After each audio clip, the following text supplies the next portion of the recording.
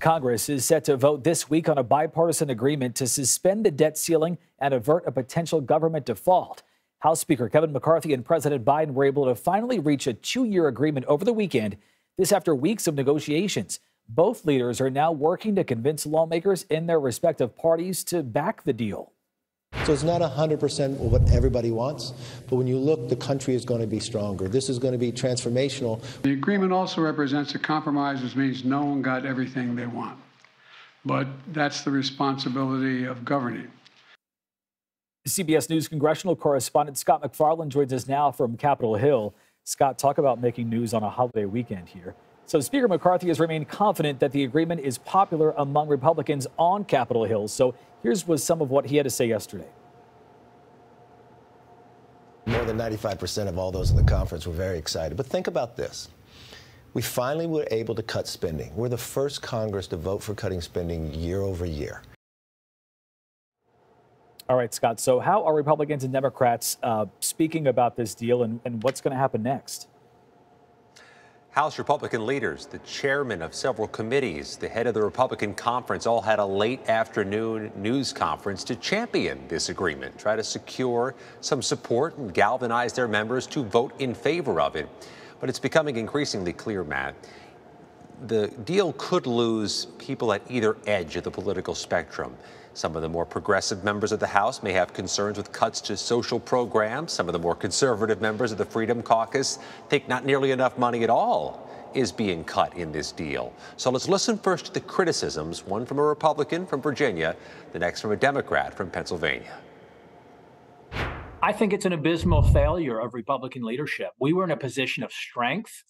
We have the House majority. The polls were showing 80% support for either not cutting spending, not raising the debt limit, or only doing it with spending cuts.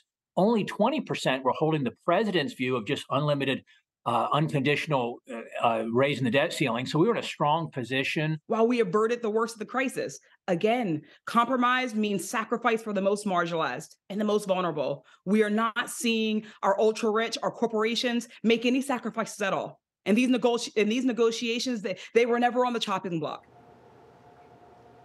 Here's what they need. In the U.S. House, they need 218 people to vote yes for this. In the Senate, they need at least 60. The House vote could happen as early as Wednesday. And Matt, there's some sense here today into tonight that you better have this vote Wednesday. The longer you give it, the more time you give to controversial legislation, the graver the risk of losing people who flip from yes to no, the more opposition can form. So if they want to thread this needle, they do need to thread it efficiently. That's true. I mean, this has been talked about for weeks now, and here we are. So walk us through what's in the bill. What did each side get? What did each side give? I saw tweets from people like Congresswoman Lauren Boebert who were not happy about this. So what was the give and take here? The only firm no's we're hearing right now are from the House Freedom Caucus, the more conservative members of the Republican conference. Let me tell you about the top lines. This extends the debt ceiling through 2025, through January 2025, which gets it right past the 2024 election, where a lot of people are comfortable not to have it placed. It also keeps military, veterans, and Social Security funding where it is now, maybe a slight increase, but that non-defense spending would be flat through 2024.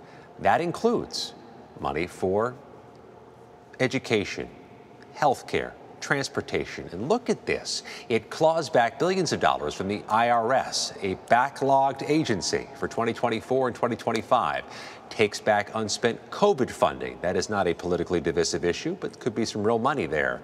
It loosens some environmental rules, and it adds those work requirements to social programs, including programs that provide money to people who need help buying food. That's going to be a thorny issue when House members return here tomorrow. That is going to be some subset of the debate and the acrimony over this agreement. All right. It's all about the vote now. Scott MacFarlane, thank you.